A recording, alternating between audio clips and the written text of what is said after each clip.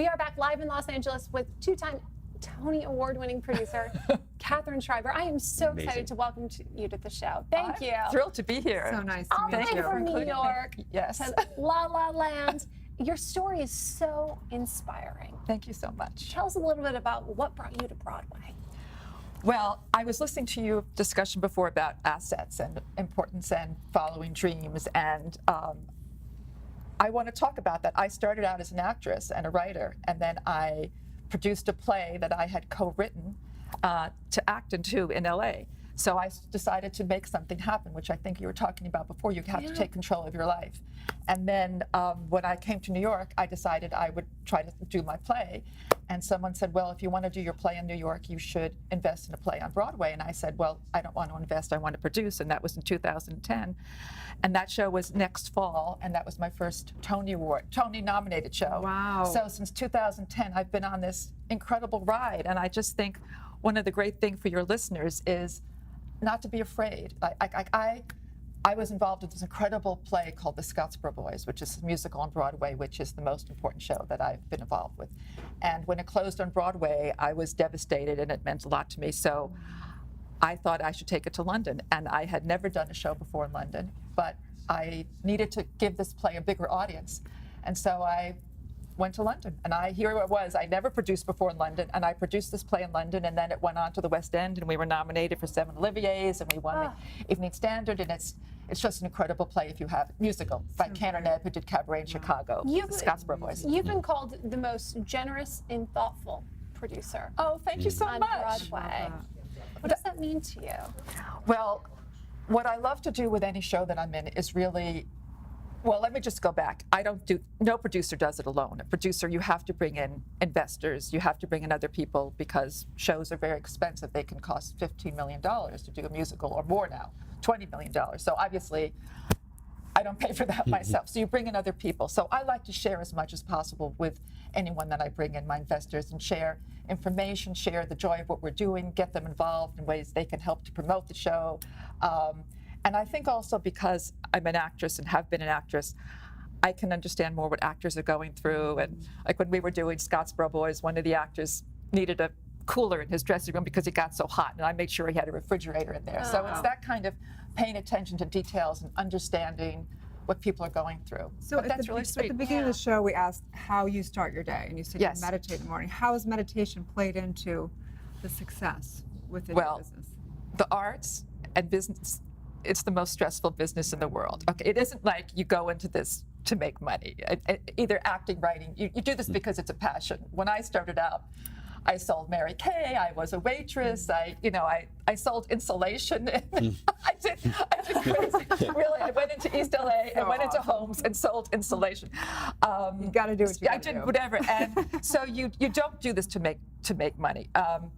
So the meditation helps relax you, but I mean, there are all these different things that you need to do to move ahead in your career.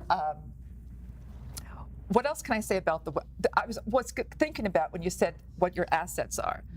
My assets are the incredible plays and productions that I've done. And the more plays and what gives me joy is when I think about the work that I have been even a small part of and bringing to Broadway, and shows that are meaningful, that have made a difference. Shows like Angels in America, which talk about gay rights and the AIDS, what happened with the AIDS movement in the 80s. That shows like Next Fall, which talk about gay rights. Shows like the Scottsboro Boys, which deal with racism. So that's my huge joy. Asset. That's my asset. And because I've done shows like that, so then people reach out to me because I want to be part of future shows that I might be doing. Right, and so the asset is obviously your wisdom, all the assets. Of course, the shows are assets, but all your knowledge is huge assets. Yes, that's true, and all that I've gained going along and what I can share with other people. And I love to share, and I love to bring on new investors, and I love to share. Well, let me just say for a second, theater is so important. It changes lives, and this is actually a new thing that I'm involved in that I want to share. I've seen, there's a woman in London, this is a little non sequitur, but she's been, for 13 years, she's been working in Kent, and she's been saving actually kids' lives through theater. She's been taking kids who have sort of been overlooked by the schools and helping them find a community. Theater can be a community to get involved with. she took this one boy who was basically the teachers had sort of lost faith in, and he had never sung a note in his life, and he now is singing Italian opera. Wow. So he's been transformed. He actually was on British Got Talent in London, and so now she's doing a documentary on how theater can transform lives. How has theater transformed your life?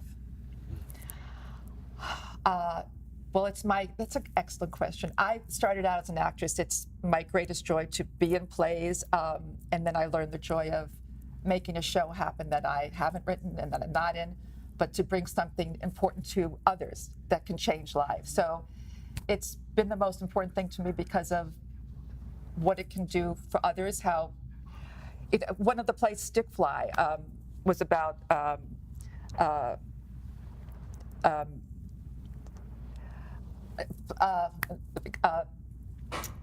middle-class blacks, and there were people who had never seen themselves on stage before, and I think that's one of the best things about theater is that people can see themselves on stage who haven't found a voice before, and they think no one cares about them or no one knows about them, and so theater can do that for people, and it can teach people. So next fall, for example, many people came out after seeing that show because they saw on stage themselves, and they were able to talk to grandparents and say, I'm gay, because they were able to see on stage what the strife is and what the struggle is for people. So, but it's not just the theater that presents that opportunity. I hope you realize that that's you.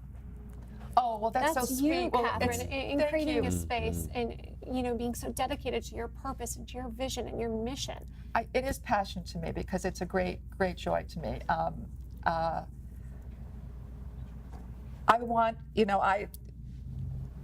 Racism, and with Scottsboro Boys, it boggles my mind how people can treat people like that.